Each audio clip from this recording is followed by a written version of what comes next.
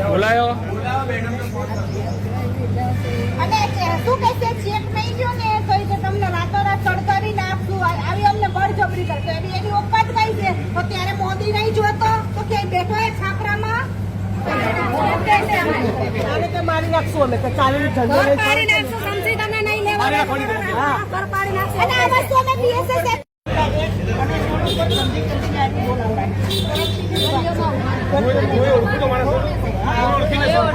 બધી બેનો ગાળો બોલે ને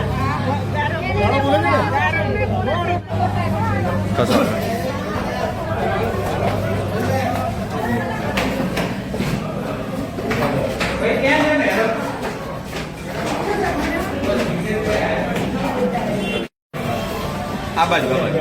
પીએસઓ કોણ છે અહીંયા તમે તો પીઆઈ પીઆઈને ફોન કરીને એવું કહો કે જિગ્નેશભાઈ એવું કીધું છે કે તમારા એસીપી નહીં આવે ત્યાં સુધી હું પોલીસ સ્ટેશન નહીં છોડું આવું એમને જાણ કરો ધન લઈને પોલીસ કમિશનરના બંગલાએ જઈશ એમના ઘરે કચેરીએ નહીં આવું જિગ્નેશભાઈ કહે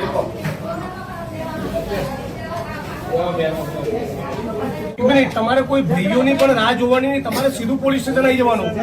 અને જે ગાળ કોણ કરી તમે ફરિયાદ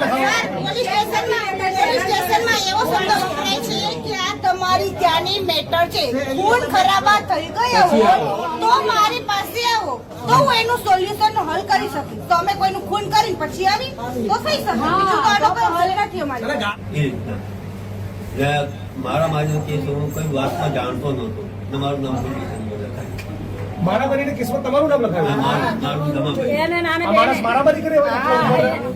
તરત પોલીસે ફરિયાદ લઈ લીધી અહીંયા બધા તમને મળવા માંગે છે હા આ 78 વર્ષના કાકા બિલ્ડરના લોકો ઉપર હુમલો કર્યો તમે આમની સામે ઓફેન્સ દાખલ કર્યો જાઓ ઉભા હા હા આ 78 વર્ષના કાકા જે શારીરિક અશક્ત છે સરખું ચાલી નથી શકતા એ લોકોને મારે છે એમ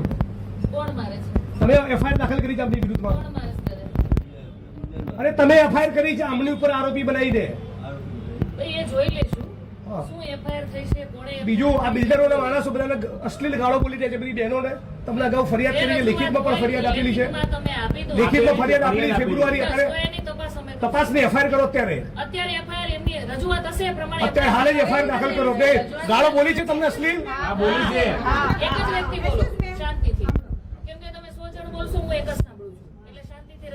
બીજું તમારા કોચરબના ઠાકોરવાસમાં દેશી દારૂનો અડ્ડો ચાલે છે બીજું બાબુ ઠાકોરનો બીજો કોચરબમાં દારૂનો અડ્ડો ચાલે છે ત્રીજો અડ્ડો ચાલે છે ઇંગ્લિશનો ઝાલાનો ચોથો ચાલે છે કોચરબમાં ભીલવાસનો કેમ ચાલે છે એ જવાબ પૂછવા આવે છે કેમ દારૂના અડ્ડા ચાલે છે તમે 78 વર્ષના વડીલ ઉપર ઓફેન્સ દાખલ કરો છો તો આ બધા બુટલેગર ઉપર ઓફેન્સ દાખલ કરો હે પછી ખુલ્લા અડ્ડા ચાલે છે ને ચાલે છે બધા હા પછી વિશાલ મહેતાનો અડ્ડો ચાલે છે કેમ અડ્ડા ચાલે છે જવાબ આપો આજે અત્યારે બધું બંધ કરાવો કોણ છે એનો વહીવટદાર નથી આ તો એમને દારૂના અડ્ડા ચાલે છે એમને દારૂના અડ્ડા ચાલે છે લખો બધી રજૂઆત એફઆઈઆર કરો એક મિનિટ બીજી રજૂઆત કરો તમે ડિસમિસ કરવા માંગો છો પહેલા એક મિનિટ આ બાબતનો જવાબ આ વડીલની ઉપર લેખિતમાં અરજી આપેલી છે લેખિત તમે આપી દો રજૂઆત એફઆઈઆર દાખલ કરો જ્યાં દારૂ વેચાતો છે ત્યાં મળી આવશે તો કેસ કરશું બિલ્ડરનો સુધી કોઈ ફરિયાદ થઈ નથી કાલ સવારે મને ફરિયાદ નહીં જોઈએ તમારા જ્યુરિસ્ડિક્શનમાં દારૂના અડ્ડા મને લાગે છે તમારા ડીસીપીને મારે કહેવું પડશે તમારા પોલીસ ઇન્સ્પેક્ટરને સમજાઈ નથી રહ્યું ઓફેન્સ દાખલ કરવાનું સ્ત્રીઓને અશ્લીલ ગાળો બોલવી એ ફોજદારી ગુનાનું કૃત્ય ના કહેવાય બિલ્ડરોના માણસોને બીજું ખબર પડી એટલે 78 વર્ષના કાકાને ઉપર ઓફેન્સ દાખલ કરી છે તમે જે એમનો ગુનો દાખલ કરવાની જો સૂચના ન આપી હોય અને 20 દારૂના અડ્ડાનું લિસ્ટ હું જાહેર કરવાનો છું